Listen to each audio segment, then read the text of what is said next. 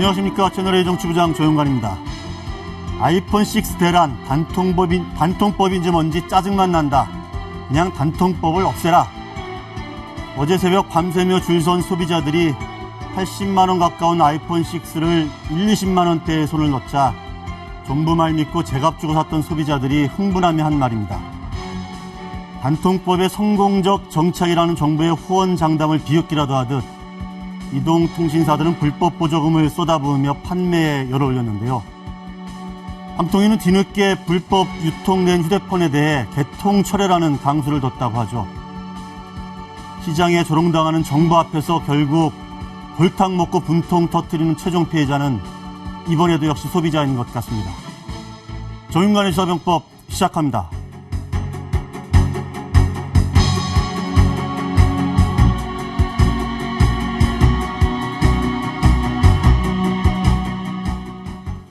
박 대통령의 비선 실세로 지목된 정윤회 씨를 둘러싼 베일이 하나씩 벗겨지고 있습니다.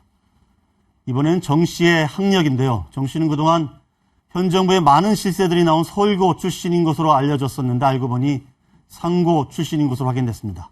김민지 기자입니다.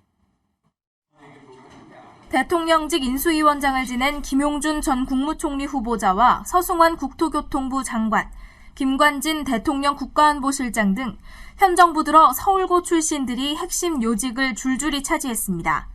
정윤회 씨가 서울고 출신이기 때문이라는 소문이 퍼지기도 했습니다.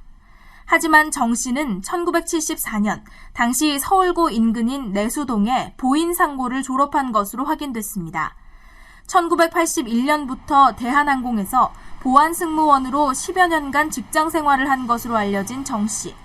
정 씨와 오랫동안 교류해온 역술인 이모 씨는 정 씨가 대한항공 시절 친구 2-3명을 지금까지도 자주 만난다고 전했습니다. 역술인 이 씨에 따르면 세월호 참사 당일 정 씨가 이 씨를 만난 뒤 저녁 식사를 함께 한 사람들도 대한항공 인맥입니다. 정 씨는 박근혜 대통령의 행적에 의혹을 제기해 명예훼손 혐의로 불구속 기소된 가토 다스야 전 상케이신문 서울지국장의 재판에 증인으로 채택될 가능성도 있습니다. 가토 전 지국장이 기사에서 세월호 참사 당일 박 대통령이 만난 사람으로 정 씨를 암시했기 때문입니다. 채널A 뉴스 김민지입니다. 비선 의혹을 사고 있는 정윤회 씨에 대한 베일이 벗겨지고 있죠. 차기 대선주자에 대한 설문조사까지 등장했는데요. 이영작 전 한양대 석좌교수, 동정민 청와대 출입기자와 함께 이야기 나눠보겠습니다. 안녕하십니까? 네. 안녕하세요. 네. 자, 박사님, 이 정윤회 씨와 역술인 네, 관계가 지금 장안의 지금 화제인데요. 네.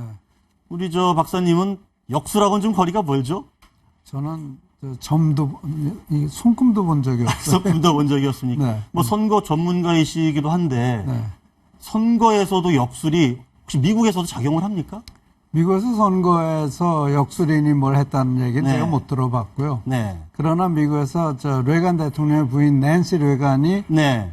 점성술, 아스트롤로지, 점성술, 예, 네, 점성술 하는 별점, 별 보고 점치는 네. 사람의 그 코치를 많이 받았다는 거는 굉장히 소문이 많이 돌아다녔는데 네. 최근에는 그 낸시 레간의 점성술 하던 분이 돌아가셨다고. 네, 그 언론에 보도했는데 84세. 그럴 정도로 미국에서도 그런 점성술과 하는 사람들이 유명한 모양이죠? 굉장히 유명했죠, 그 사람이요. 네. 그랬는데 최근에 세상을 떠났다고 언론 보도가 있더라고요. 저희 나라의 경우는 뭐 과거에 지금 얘기는 아니지만 뭐 선거 날짜도 그 후보들의 뭐 사주 이런 거 다 봐서 누가 승하고 누가 낮을 때 골라서 뭐 날짜 잡았다 이런 얘기도 있었잖아요. 그렇겠죠. 아마 낸시 레간도 그때 소문으로는 누구하고 레간 대통령이 누구 약속을 할 때, 어디를 갈 때, 그런 것도 그 점성술 하는 사람하고 의논을 했다는 그런 얘기가 많이 돌아다녔어요. 낸시 레간은 끝까지 부인을 했지만, 그런 그 소문은 많이 돌아다녔습니다. 네. 미국에서도 점성술, 하여간 역술과 관련된 그러니까 그런 사람들이 정치에 어느 정도의 그 불확실성이 있고 또 불안하니까. 그렇죠. 그리고 특히 이제 레간 같은 사람은 대통령 초기에 총격 사건으로 암살 시도까지 있었고 그랬으니까. 그렇죠. 그러니까 그 부인이 점점 더 이게 모든 것이 세상이 불확실하니까 네. 그런 것에 의지하게 되는 그런 것이 아니었나 이렇게 생각이 듭니다. 네. 자, 동정민 기자. 네. 뭐 요즘 정윤회 씨 기사가 많이 나와서 청와대가 뭐 분위기가 좀 어떻습니까? 약간 곤혹스러워 할 수도 있을 것 같긴 한데요. 네, 하여튼 뭐 청와대는 이제 유령하고 자꾸 맞서는 기분이다. 네, 네. 실체가 없는 정윤회 씨가 계속 화제가 되고 있기 때문에 네. 청와대로서는 속 시원히 해명을 하지도 못하고 네. 또 그렇다고 뭐 부인하자니 또 부인할 증거도 찾기도 힘들고 상당히 지금 난감해하고 있습니다. 부인할 증거를 찾지 못하는 것. 바로 네. 그것 때문에 문제가 되는 거 아니에요? 네. 제 생각에는 청와대 민정수석실이나 이런 데서 네. 뭔가 그 정윤회 씨 관련 부분이라든지 뭐 네. 역술인 관련 부분이라든지 이런 부분들 좀 조사를 할 것도 같은데요. 네, 그러니까 내부적으로도 그런 얘기들이 나옵니다. 어쨌든 네. 실체와 상관없이 정윤회 씨가 이미 비선 실세라는 의혹을 상당히 이미 공공연히 받고 있고 거의 뭐 네. 공인처럼 돼버렸기 때문에 네. 청와대에서도 이에 대해서는 어쨌든 뭐 실체가 있든 없든 약간 문제의 감시 인물로 해야 되는 거 아니냐, 네. 민정이 담당해야 되는 것 아니냐 이런 얘기들이 나오고 있고 네. 실제로 아마 청와대에서도 관심은 충분히 갖고 있기 때문에 그 정도는 그렇겠죠. 할 것으로 보입니다. 네. 예. 자, 정윤회 씨와 관련된 새로운 팩트들이 조금씩 나오고 있는데 그렇습니다. 어떤 인물입니까? 지금 정윤회 씨. 저희 판넬에도 좀 준비가 되어 있지만. 네, 정윤회 씨가 이제 그동안 참 이번 사건을 거치면서도 이 정윤회 씨가 그동안 수차례 언론에 나왔는데 이 기본적인 학력조차 공개되지 않았던 그러니까요. 것조차도 좀 놀라운 네. 일이죠. 지금 네. 이제 그 학력이 이번 일로 인해서 점점 드러나고 있는데 일단 말씀하셨듯이 서울고 인맥으로 네. 알려져 있었는데 네. 본인이 예전에 언론 인터뷰에 서울고는 아니다라고 아니다라고 했죠. 얘기는 네, 했죠. 근데 네. 그 고등학교가 이제 그 보인상고 당시에 보인상고를 졸업했다라는 것도 나왔고 어떤 일을 해왔는지도 사실 나온 적이 거의 없습니다. 네. 이제 대한항공 보안 승무원을 했고 네. 그리고 나서 이제 그 대통령 그 국회에 들어오면서 같이 합류를 한 것으로 나오고 그렇죠. 있는데 네. 어쨌든 이런 소소한 사실 하나하나가 지금 다 새롭게 드러나고 있는 겁니다. 네. 그 알려진 역술인 이모 씨가 네. 이런 얘기를 했습니다. 그 대선 때 네.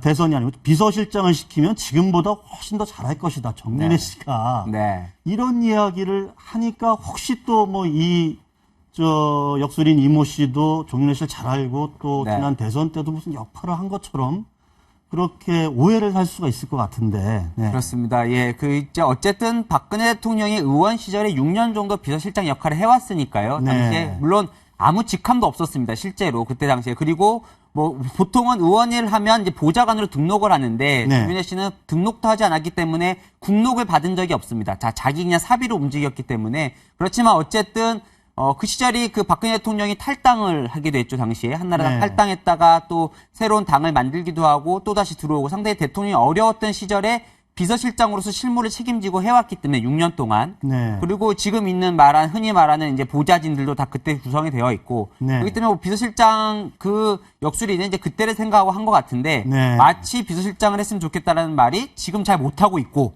지금 이 정윤회 씨처럼 잘하는 사람이 갔으면 더 잘할 것이다. 이런 이제 네. 욕을 풍기게 되는 거죠. 네. 네.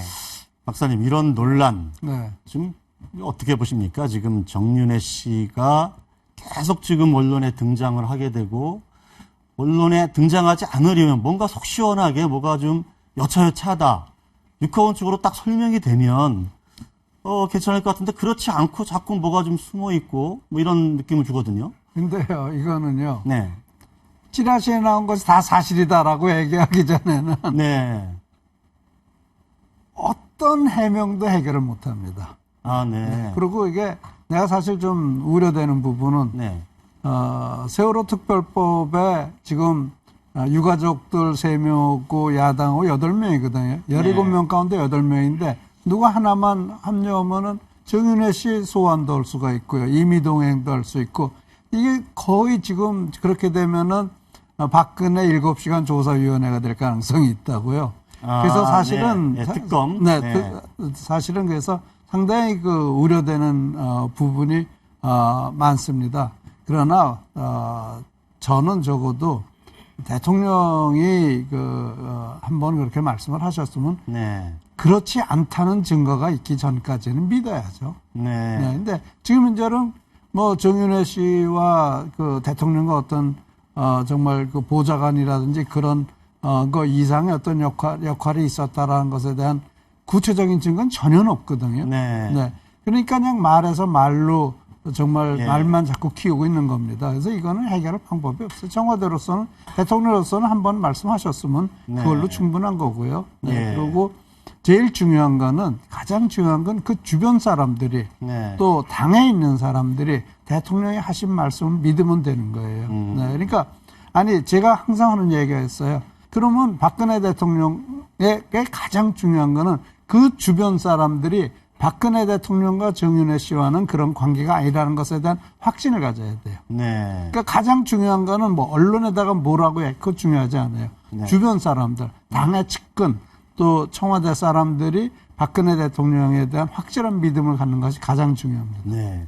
어찌됐든 뭐 당일날 그 7시간 논란 부분은 한 뭐 100% 이제 뭐 가치 없었다라는 거는 뭐 이제 확정이 된 거 아니겠습니까? 팩트로. 예, 네. 뭐 정윤회 씨 당시 오전 11시부터 오후 3시까지 4시간이나 네. 같이 있었다고 이제 거의 확정이 됐기 그러니까요. 때문에 네. 예, 정윤회 씨와의 의혹 네. 분명 거로 볼 수 있을 것 같습니다. 그렇죠. 네. 자, 근데 정윤회 씨가 언론 인터뷰에서도 얘기를 했고 네. 검찰 조서에서도 대선 직후에 박 대통령에게 고맙다란 전화 받은 네. 이후로 만난 적이 없다. 네. 이렇게 얘기를 했단 말이죠. 네.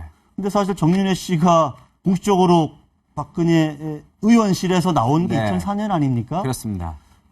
뭐 하여간 그 이후에도 계속 무슨 역할을 했기 때문에 그런 네. 고맙다는 말이 나온 거 아니겠느냐. 또 그런 의혹을 네. 충분히 불러올 수 있을 만한 사실 얘기입니다. 네. 그렇기 때문에 아직까지 뭐 대선 때 어떤 역할을 했는지 나온 적이 없지요. 그리고 네. 2004년에 그 당시에 이제 당대표가 된 이후에는 한나라당 대표, 박근혜 대통령이 네. 한나라당 대표가 나온 이후로는 비서실장을 그만두고 나와서 제대로 연락도 안 했다. 네. 이런 게 정설이었기 때문에 네. 과연 대통령이 취임 이후에 왜 고맙다고 전화를 했을까 의혹을 네. 불러올 수 있는 대목인데 일단 뭐 사실 대통령 대선 때 비선 역할이라고 하면은 흔히 이제 최외출 당시에 영남대 네. 기획조정 영남대, 지금 예. 이제 영남대 부총장으로 부총장으로. 하고 예, 있고 예.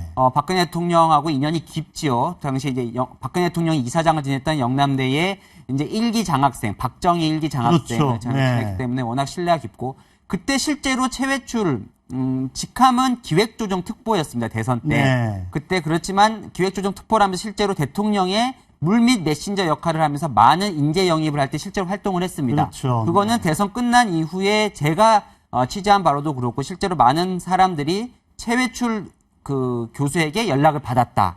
대통령 그렇죠. 역할을. 처음에는 최출 교수라는 네. 예, 존재 자체가 사실 크게 거의 드러나지 않았었죠. 예, 부각되지 않았었죠. 네. 예, 동정민 기자가 썼던 기사가 좀 네. 기억이 나는데. 네. 그런데 만약에 그 정윤회 씨에 있었다면 그보다 더 비선이어야 되는 거거든요. 그렇죠. 근데 아직 정윤회 더 비선이거나 그렇죠. 뭐가 뭐 아무것도 아니거나. 네. 그러나 예.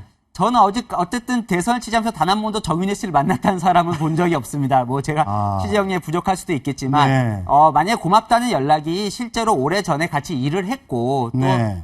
본인이 알아서 별 문제가 없는데도 자리를 피해줘서 네. 그러니까 내가 대통령이 됐다라는 인사치레로 고맙다는 정도의 연락을 한 건지 만약에 더 고마운 일을 했으면 취임 이후에 그 이후로 한 번도 연락을 안 했을까라는 또 의문점이 역으로 생각하면 드는 대목도 있기 때문에 네. 아직 그것만 가지고 무슨 대통령하고 그 전에 큰 역할을 했다 네. 이렇게 그 단정하기는 좀 어려울 것 같습니다. 하나만 더 여쭤볼게요. 네. 청와대 어쨌든 저 문고리 걸려 3인방이라고 불리는 분들이 있지 않습니까? 네, 3명. 네. 정윤회 씨하고 이들 3인하고는 아무런 접촉이 없나요? 근데 또 지금? 이번에 어쨌든 그 이재만 비서관하고는 또 한번 만난 적이 있다. 네. 이런 이제 보도들이 나오고 있습니다. 실제로 흔히 말하는 문고리 원년 3인방 중에 그 이재만 총무비서관과 정호성 1부속비서관은 실제로 이제 정윤 씨가 뽑은 사람이 맞고 네. 그리고 이제 안봉호 비서관은 이제 그 전에 이미 합류를 해어 있었고 어쨌든 3명이 이 정윤회 비서실장 격을 했던 비서실장과 6년 동안 같이 일을 했기 때문에 상당히 네. 정서적으로 많이 가깝긴 하죠. 그러나 네. 이들도 어쨌든 지금까지는 최근 들어 몇 년 동안은 연락한 적이 없다라고 계속 얘기를 해왔기 때문에 네. 좀 실체가 뭔지는 아직 좀 네. 확인해봐야 될 것 같습니다. 자, 박사님, 지금 청와대나 정부의 뭐랄까 이 보고 라인이랄까 체계가 이게 제대로 작동하고 있는 거냐 이런 지적들이 좀 나오고 있거든요. 여러 가지 예를 들어서 뭐 신현돈 사령관 얘기도 좀 나오고 그리고 애기봉 등탑 철거 문제도 그렇고 뭐 멀리 올라가면 세월호 까지도 올라갈 수 있는데 이게 보고는 제대로 안 되고 보안만 강조하고 이런 것 아니냐 이런 지적들이 좀 나오는데 어떻게 좀 최근 그 여러 가지 일어나는 일들을 봤을 때 그런 것에 대한 목소리가 안 들리는 건 아니죠. 네. 그래서 지금 보고 체계에 대해서 누가 보고 체계에 말하자면 소통을 맡고 있느냐 이제 이런 얘기가 나올 수 있는데요. 그건 어떤 점에서는 대통령의 운영 스타일이고 대통령이 누구한테 무엇을 맡기느냐에 따라서 결정되는 겁니다. 이게 굉장히 개인적으로 다를 수 있는 거거든요. 방법에 따라서요. 그래서 과연 대통령한테 그런 보고 체계에 문제가 있느냐 아니냐는 것은 지금 이 바깥에서 현상만 보고 얘기할 수는 없겠죠. 왜 그런가 하면 보고 체계가 아무리 원만한 데라 하더라도 문제가 있었고 지금처럼 대통령이 소통이 안 된다고 해도 문제가 있고 또 그러기 때문에 그것에 대해서 우리가 너무 예민하게 반응할 필요는 없을 거라고 생각합니다. 그러나 지금 보고 체계에 대해서 문제가 있다라고 하는 부분에 대해서는 한번 생각은 해볼 만하겠죠. 우리 도정민 기자는 뭐 청와대 출입하고 내부 사정을 잘 알 것 같은데 어떻습니까? 좀 제대로 대통령한테 정확한 그 실상에 대한 보고가 잘 전달이 되고 있다고 지금 판단하세요? 아니면 좀 문제가 있다고 좀 보세요? 이게 저는 어떻게 보면 이거는 뭐 대통령의 스타일 문제도 있지만 우리나라의 아직 그 안보 라인이나 사정 라인이 조금 역량이 많이 떨어진다는 생각도 드는 것이 뭐 가장 간명하게 드러난 거는 세월호 참사가 일어난 이후에 6시간 동안 대통령에게 허위 보고를 한 거 아닙니까? 결국은 해경에서 잘못된 보고를 한 거죠. 그래서 대통령의 판단을 잘못하게 한 거고 국정원도 올 초에 있었던 서울시 공무원 간첩 조작 사건에 대해서 대통령에게 진상조사를 제대로 하지 않아서 대통령이 상당히 애를 먹었다는 거거든요. 그 외에 또 뭐 이재수 기무사령관의 교체 배경에도 윤일병 구타 사건이나 같은 군 관련 사고에 대해서 대통령은 상당히 뭔가 궁금한데 이게 제대로 보고가 잘 안 올라온다는 겁니다. 이게 보고가 안 올라온다는 게 결국은 뭐 일부러 잘못된 보고를 하려고 하진 않겠죠. 그만큼 진상조사를 파악하고 뭔가 거기서 장악하고 있는 여기 좀 떨어지는 것 아니냐. 이거는 어쨌든 대통령이 최고의 책임자고 모든 걸 알아야 되고 심지어 또 박 대통령은 또 만기칠남이라고 알려졌듯이 다 일일이 챙기지 않습니까? 그런데도 이게 대통령이 그만큼 답답함을 느낄 정도라면 뭔가 우리나라의 이런 그 안보 라인이나 그 사정 라인에서 조금 더 이게 다 지휘체가 정확히 잡혀야 된다 이런 얘기들이 청와대 내에서도 조금씩 나오고 있습니다. 근데 그거는 제가 생각할 때는 우리나라는 상위 하단에는 익숙해 있는데 우리나라 체제 자체가 하위 상단이라는 게 참 힘들게 돼 있는 우리 사회 구조입니다. 그리고 지금 대통령이라는 건 절대적인 권한을 가지고 있는 사람이기 때문에 사실 거기다가 뭐를 올린다는 것 자체도 조심스러울 수가 있어요. 그래서 대통령이 잘못 알고 있을 수도 있고 또 모르고 있을 수도 있고 그는 우리 사회 구조, 의식 구조가 어느 정도 그렇게 돼 있지 않나 이런 생각을 해봅니다. 뭐 그런 어떤 의식 구조의 문제 그리고 또 그거에 만약에 특별히 이 정부에서 좀 도드라진다면 그것도 좀 청와대가 좀 개선을 해야 되는 어떤 문제가 아닐까 이렇게 생각을 해봅니다. 자, 오늘 아주 재미있는 여론조사가 하나 나온 게 있는데요. 저희가 먼저 관련된 리포트를 한번 들어보고 이야기를 나눠보겠습니다. 박근혜 대통령의 대선 후보 시절 싱크탱크 역할을 했던 국가미래연구원이 차기 대선 후보의 이미지를 조사했습니다. 항목은 도덕성과 경제운용 능력, 국제외교 역량, 위기관리 능력 등 10개 항목을 각각 5점 만점으로 배점한 뒤 평균을 냈습니다.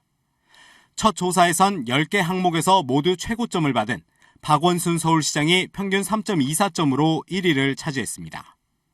이어 김무성 새누리당 대표, 김문수 새누리당 보수혁신특별위원장, 문재인 새정치민주연합 의원 순으로 나타났습니다. 박원순 시장과 김문수 위원장은 도덕성과 신뢰성, 김무성 대표는 위기관리 능력, 문재인 의원은 남북관계 통일 분야에서 각각 강점을 보였습니다. 국가미래연구원이 박 대통령의 임기가 절반 이상 남은 시점에 차기 대선을 언급했다는 점에 눈길을 끕니다. 박 대통령의 싱크탱크라는 색깔을 지우려는 게 아니냐는 해석도 나오고 있습니다. 국가미래연구원 관계자는 차기 대선 주자들에게 국가를 위해 보완해야 할 점들을 알게 하고 싶어서 기획한 것으로 정치적 목적은 없다고 설명했습니다. 그러면서 모든 후보들이 낙제점 수준으로 분발해야 한다고 평가했습니다. 국가미래연구원은 앞으로 3개월 단위로 조사 결과를 발표할 계획입니다.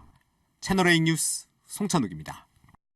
네, 저희들이 국가미래연구원, 알려진 대로 박근혜 대통령의 싱크탱크로 네. 돼 있지 않습니까? 지금 화면에 나온 저 김광두 이사장, 서강대 네. 교수도 네. 지난 대선 때 경선 뛰어랬던, 때 정책위원을 했죠. 경선 네. 캠프에. 예. 그런데 왜 지금 임기가 2년도 안 지났는데 갑자기 저런 차기 이미지 조사 네. 이런 걸 한 거죠?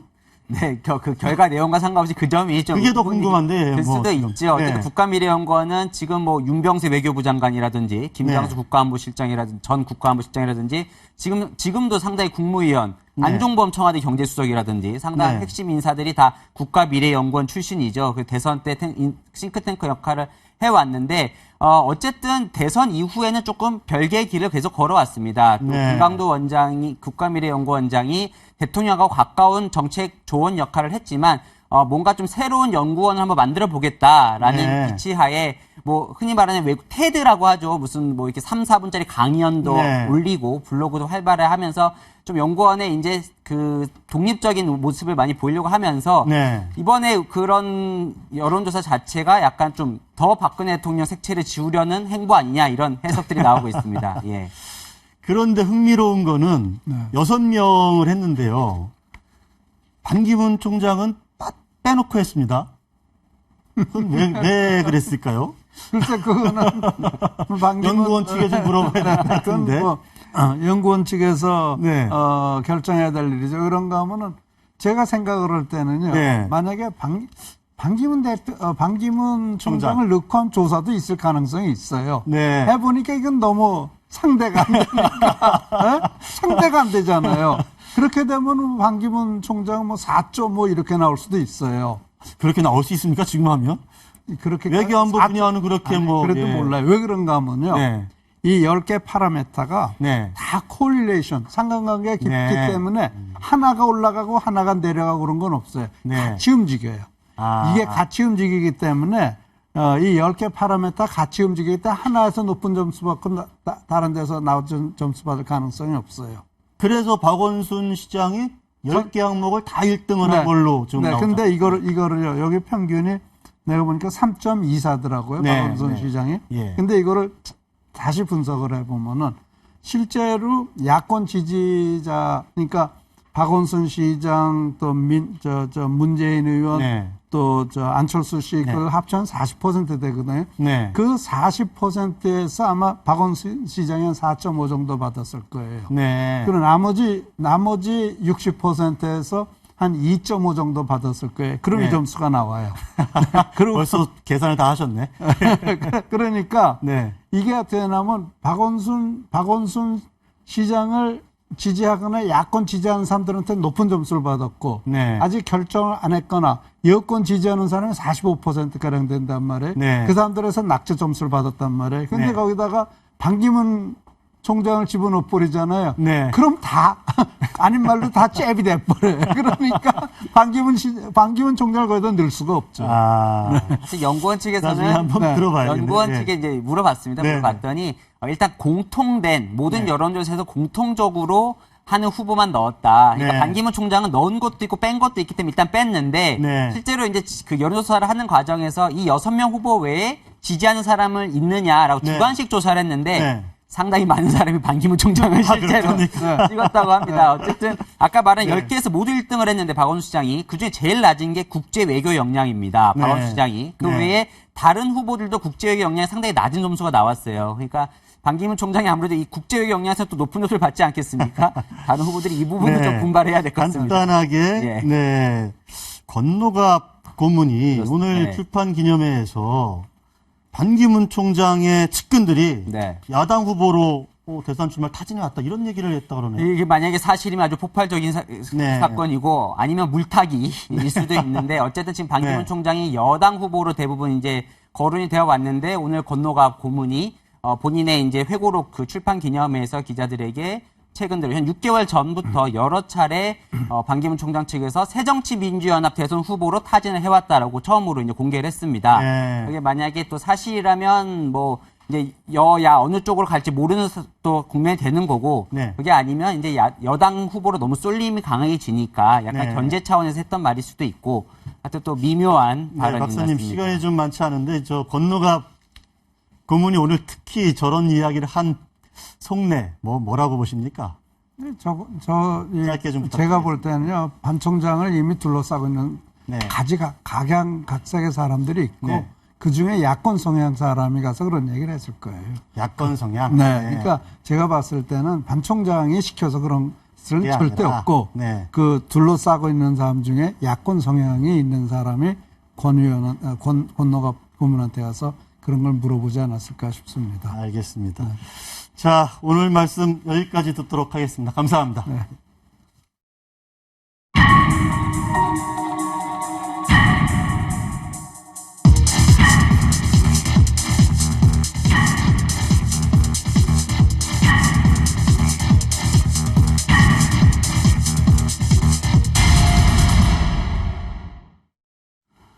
홍준표 경남지사가 무상급식 예산 지원을 중단하겠다고 선언했습니다. 앞으로 예산 중계는 어떤 영향을 미칠까요?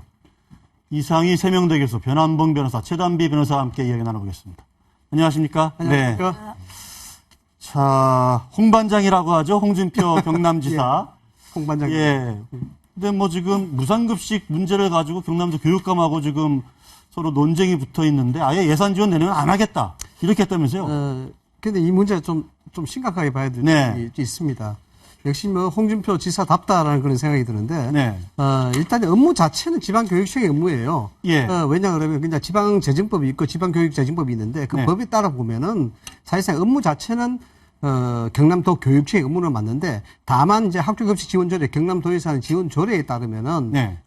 도지사가 예를 들어서 그 집행하는 금액에 대해서는 관리 감독할 수 있도록 그렇게 조례에 정해져 있습니다. 조례에. 네, 조례에 그 정해져 있기 때문에 그 법률 그 조례 규정에 의해서 이제 돈을 가져갔으니까 4년 동안 한 3천억 가져갔지 않습니까? 네. 4년 3천억 가져갔으니까 이 돈에 대해서 어떻게 쓰이고 있는지에 대해서 관리 감독을 하겠다. 네. 이렇게 이야기하는 것이죠. 그러니까 네. 이제 박 교육감 쪽에서는 아니 같은 대등한 독립기관인데 무슨 우리가 사유기관도 아닌데 이걸 감사하느냐 이렇게 알겠습니다. 나오는 것이죠. 관련해서 홍준표 경남지사의 발언을 한번 들어보고 얘기 나눠보겠습니다. 사회단체에도 단돈 100만 원 지원한 것도 감사를 해요. 그런데 3천억을 가져가갖고 이 싹 잡고 감사 안 받겠다고 하고 돈은 달라? 어떻게 돈을 내놔라고 하노? 감사 안 받으면 내 지원 없다 그랬거든. 그래서 금년도에 무상급식 예산을 편성 안 할 겁니다. 네, 지금 말씀하신 대로 한 3천억 정도 규모가 되는 것 같아요. 그동안에 들어간 돈이. 그 돈에 대한 감사를 하겠다. 근데 그렇죠. 경남도교육청에서는 우리 서로 감사하고 뭐 받고 할 그런 관계가 아니다 우리가. 예. 저거에 대해서 지금 홍준표 지사가 이야기를 한 건데 우리 변 변호사 기관의 법적으로 뭐 어떻게? 예. 아니, 법적으로야 당연히 조례 말씀도 하셨었던 네. 것이고 또한 이 금액을 지불하면 당연히 감사가 선행이 돼야 될 거라고 생각을 합니다. 네. 다만 이제 그 교육청 입장에서는 서로 대등한 기관이라고 얘기를 하는데 하다못해 우리 국회와 정부도 대등한 기관이지만 국회가 국정조사나 국정감사를 하면서 네. 정부에 대해서 견제를 하고 있지 않습니까? 네. 분명히 그 도에서 교육청에 상당한 금액을 지원한다면 그에 대한 예산의 적정성에 대한 통제를 하는 것은 당연한 일이라고 봐야 할 것인데 그래서 자. 기관 논리로 보는 건 아닌 것 같습니다. 잠깐만요. 지금 고 신해철 씨 부검 결과 브리핑 장면이 지금 나오는 것 같습니다. 드려야 될 것이 우리가 이제 저번 이명헌 사건들이 발표를 자꾸 했지만은 우리가 원래 발표하는 기관은 아니고요.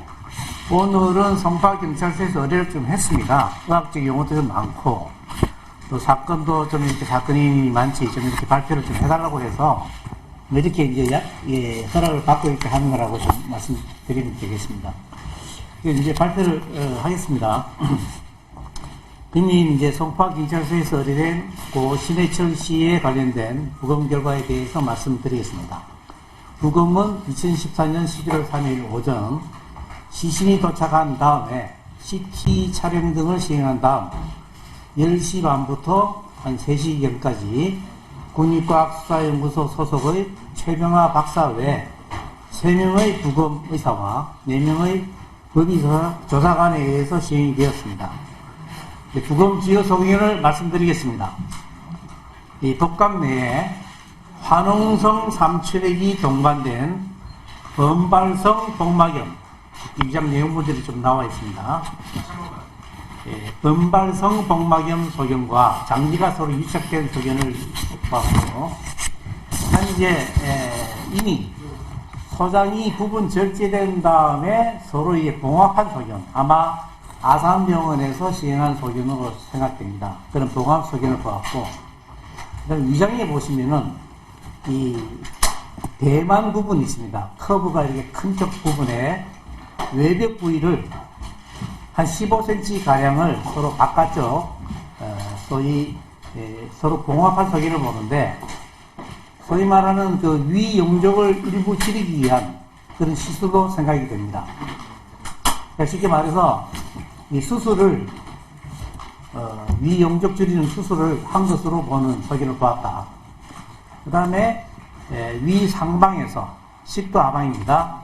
밴드 수술을 했던 흔적으로 보이는 링 모양의 흔적을 보았습니다. 뭐 특별히 이상 소견이 있는 건 아니고 거기에서. 그 다음에 이제 상복부 중앙의 흉골, 검상돌기의 부분 절단 소견과 한 3cm가량의 절개근 및 동화근으로 추정되는 소견을 보았습니다. 그 외에 횡격막 약간 좌측 부위에서 동화분, 먼저 본 동화분 좌측 3.0cm 떨어진 지점, 그 부위의 심낭에서 한 0.3cm가량의 천공이 심낭 내와 복강 내를 서로 연결되어 있는 홍대 부위를 봤습니다. 쉽게 말해서 심낭 내에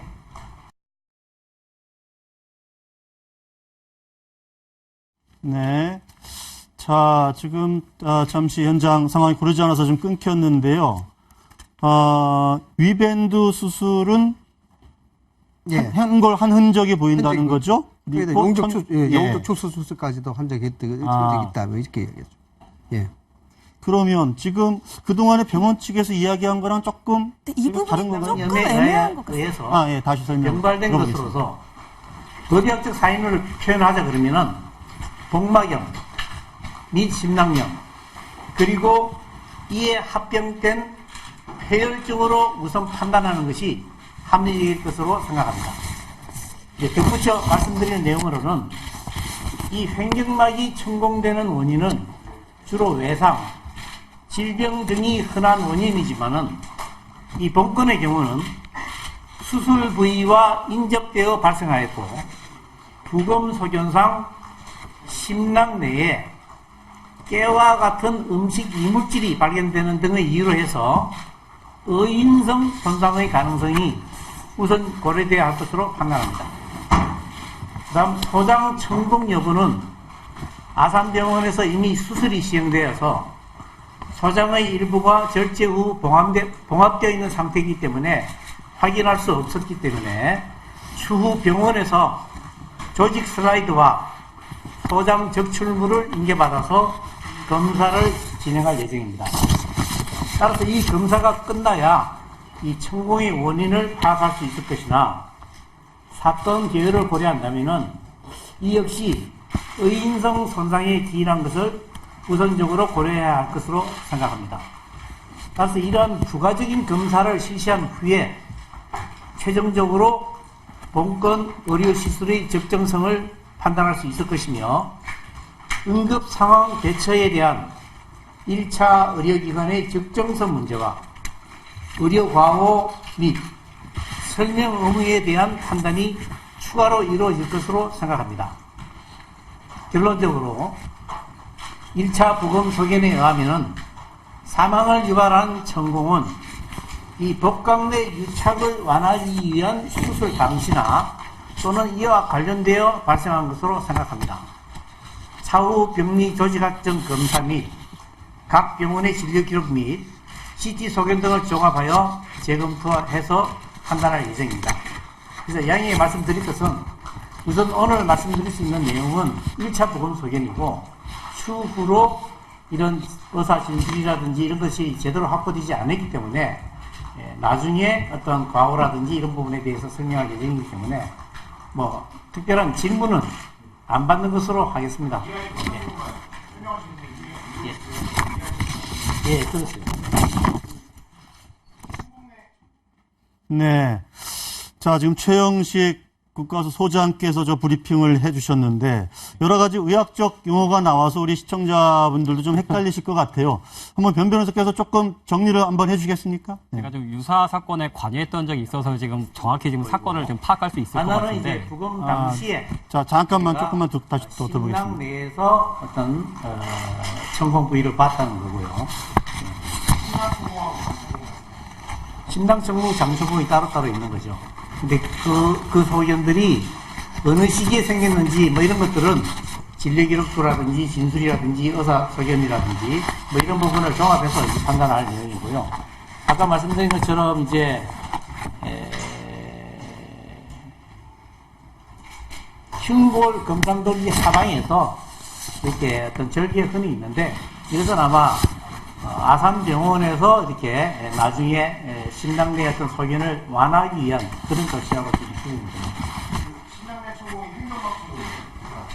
신당내 천공이 행정학습입니다. 신당 내에 천공이 있는 거죠. 네, 최영식 소장이 지금 기자들과 질의응답을 받고 있는데요. 신당 하방.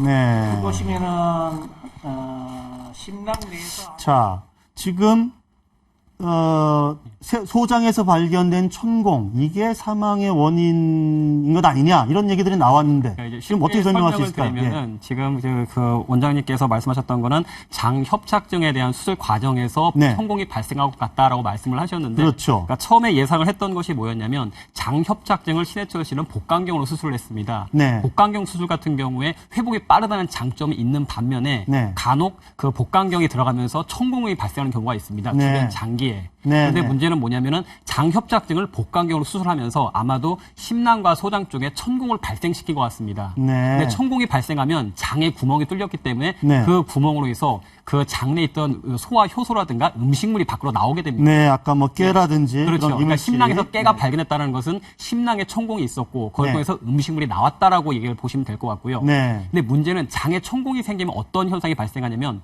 장에 천공을 통해서 소화 효소가 나오게 되면서 주변의 장기들을 녹여버립니다. 네. 워낙 소화 효소가 강력한 산도가 가진 그 물질이기 네. 때문에 그 주변에 녹여버리게 되고 음식물이 나오면서 주변이 썩게 되죠. 그러니까 복막염이 네. 발생하게 됩니다. 아. 근데 그래서 이제 번발성 복막염으로 추측된다고 말씀하셨었는데 그렇죠. 그것은 천공을 통해서 소화 효소가 나오고 음식물이 나오면서 번발성 복막염이 진행이 돼버렸는데 그거를 제때 발견하지 못하니까 그 네. 복막염이 폐혈증으로 발생된 겁니다. 폐혈증이라는 것은 몸 전체 피에 이제 독소가 돌아다니기 시작했다는 것이고 도저히 잡을 수 없는 상태가 됐다는 얘기입니다. 네. 그러니까 그럼 이제 시청자들께서는 신해철 씨의 사인이 저산소 허혈성 뇌사라고 했는데 이게 어떻게 연관이 되느냐라고 네. 생각할 수가 있을 텐데 이제 천공을 통해서 소화 효소가 나오고 음식물이 나오면서 주변 장기가 괴사를 하게 됩니다. 네. 그러면서 부풀어 오르게 되겠죠. 네. 그럼 장기가 부풀어 오르게 되면서 심장을 압박하게 됩니다. 네. 그럼 심장이 압박하게 되면서 제대로 기능을 하지 못하니까 네. 심장이 몸 구석구석 펌프질을 하면서 피를 보내야 되는데 네. 피를 못 보내게 됩니다. 아. 그러다 보니까 뇌에 피가 공급이 못 되면서 네. 이제 뇌에 피가 산소가 제대로 공급이 안 되고 네. 그래서 저산소 허혈성 뇌사로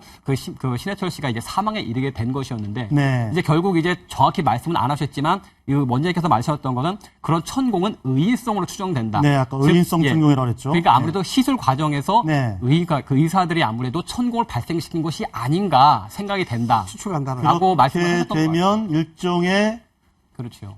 의료 사고의 가능성이 있다고 봐야 되는 것 아니겠습니까? 네, 맞습니다. 이제 아까 이제 잠깐 나왔지만 크게 지금 두 가지 쟁점이 있었는데 네. 하나가 동의 없이 위절제 수술을 했느냐였고요. 네. 두 번째가 제대로 된 후속 조치를 하지 않아서 결국 사망에 이르지 않았느냐입니다. 네. 그래서 첫 번째 게 이제 동의 없는 위절제 수술인데 그것은 저는 약간 이 설명만 듣고는 조금 애매했던 게 뭐냐면 네. 원장님은 위장 외벽과 바깥쪽을 봉합한 흔적이 있다. 근데 네. 이것이 위 용적을 일부 줄이기 위한 것으로 보인다. 그리고 네. 결론적으로는 위의 일부를 절제한 것으로 보인다라고 했는데 결론만 들으면 동의 없는 수술인 것처럼 저는 그렇게 들리긴 하는데 네. 또 병원에서는 그 전에 어떤 얘기를 했냐면 위가 양쪽에 약간 바깥쪽이랑 이게 떨어져서 그 부분을 봉합하는 수술이 필요해서 한 거다라는 또 변명은 한번 했었거든요. 네. 그 변명인지 아니면 그렇게 자기 네. 의사를 밝혔습니다. 그래서 그 부분은 제가 이 말만 들어서는 잘 모르겠고요. 네. 두 번째로 천공과 관련돼서는 저희는 이제까지 소장 천공만 알고 있었는데 네. 지금 설명하신 대로는 소장 천공은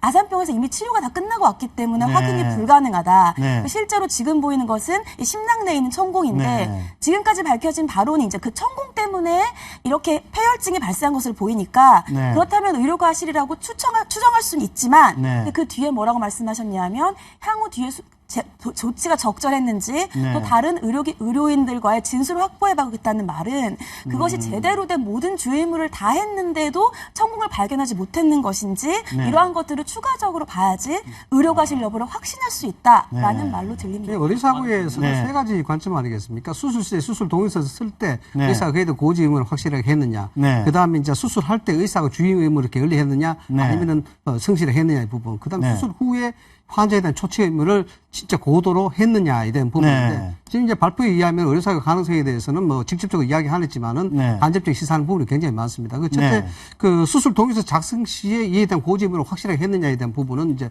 밴드 수술에 대한 부분을 하겠느냐 말하느냐 네. 이런 부분. 그 다음에 여기도 오늘도 처음 나온 거겠지만 위종양에 대한 위에 대한 어떤 그 용종 네. 이 부분도 뗀 흔적도 있다라고 지금 이야기를 했거든요. 이 부분도 수술 동의서 할 때 그 의사가 고지를 확실하게 했느냐는 부분도 굉장히 네. 중요한 문제가 되겠죠. 그래서 네. 한 세 가지 정도에서 의료사고에 대한 판별을 하는데 이 부분은 앞으로 이제 밝혀내고 여기에 따라서 이 사건 자체가 의료사고냐 의료사고가 아니냐에 대한 문제거든요. 네. 그래서 그 부분에 직접적으로 아마 조사가 되면은 원장님의 말씀을 이제 다시 한번 보완을 해드리면 네. 마지막에 남는 건 뭐냐면은 일단은 그 수술 과정에서 천공이 발생하게 될 경우에 일반적으로 발생하는 그 증상이 미열과 복통입니다. 네. 그러니까 즉 그 천공을 통해서 장기가 괴사되기 시작하면서 복통과 미열이 발생하게 되는데 네. 문제는 복강경 수술하는 의사들은 언제든 천공이 발생할 수 있다는 걸 누구나 예상을 합니다. 네. 그 복강경 시술 후에는 그 환자가 미열이나 복통을 호소하지 않는지를 반드시 지켜봐야 되는데 네. 만약에 신해철 씨가 그런 증상을 호소를 했다면은 즉시 천공의 가능성을 염두에 두고 그에 부합하는 검사를 해야 됩니다. 네. 근데 아까 이제 진료기록부도 잠깐 나왔는데 진료기록부에는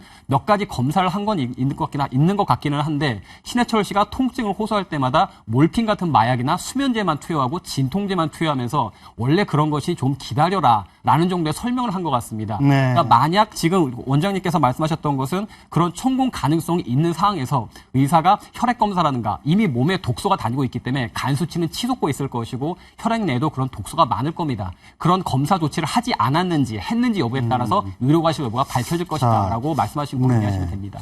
자, 지금 뭐 1차 지금 조사, 부검 실시 후 1차 브리핑인데요. 지금, 저희들이 한번 정리를 해보면 어쨌든 의인성 천공이 있었고 그걸 통해서 여러 가지 복막염이라든지 심낭염이라든지 이런 위폐혈증을 일으켰을 가능성이 좀 있고 그게 이제 사망에 네. 일으켰을 가능성이 있는데 그 과정에서 의사가 어떤 과실을 했는지 안 했는지 예. 사후 조치를 했는지 안 했는지 이런 부분들을 잘 따져봐야 네.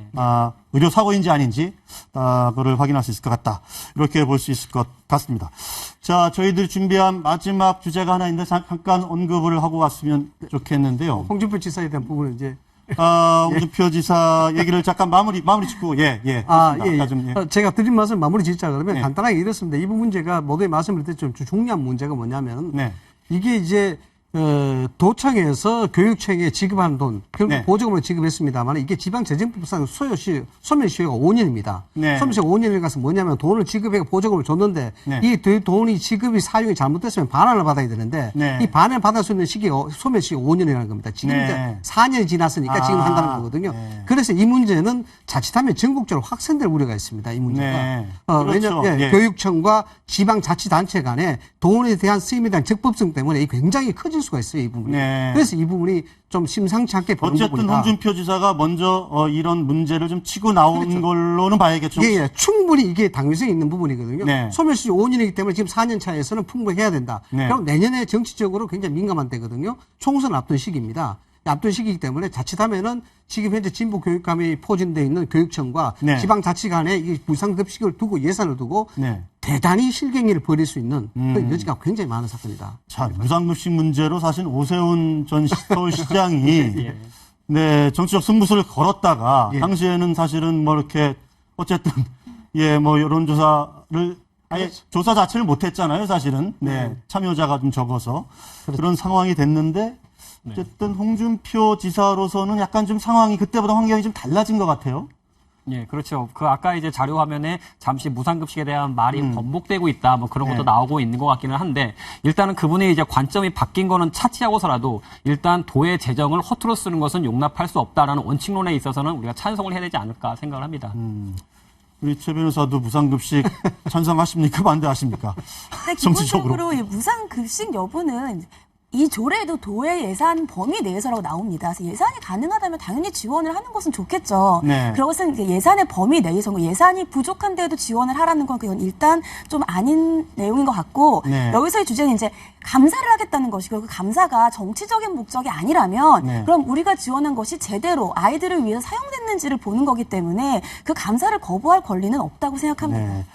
자, 저희들이 다른 주제도 준비한 게 있었는데 오늘 신해철 씨의 부검 브리핑 관련해서 그걸 또 집중적으로 좀 다뤄봤습니다. 자, 오늘 말씀 감사합니다. 네.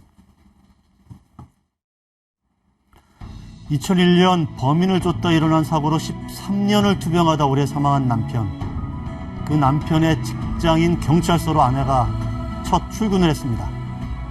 가족은 남편이 사고 후 3년 이내 사망하지 않아 공무원 연금도 못 받는 상황이라는데요. 그러나 봉사할 기회를 줘 고맙다는 말을 잊지 않았죠. 이런 공무원 존경합니다. 정윤관의 시사병법 오늘 순서 여기까지입니다. 시청해주신 여러분 고맙습니다.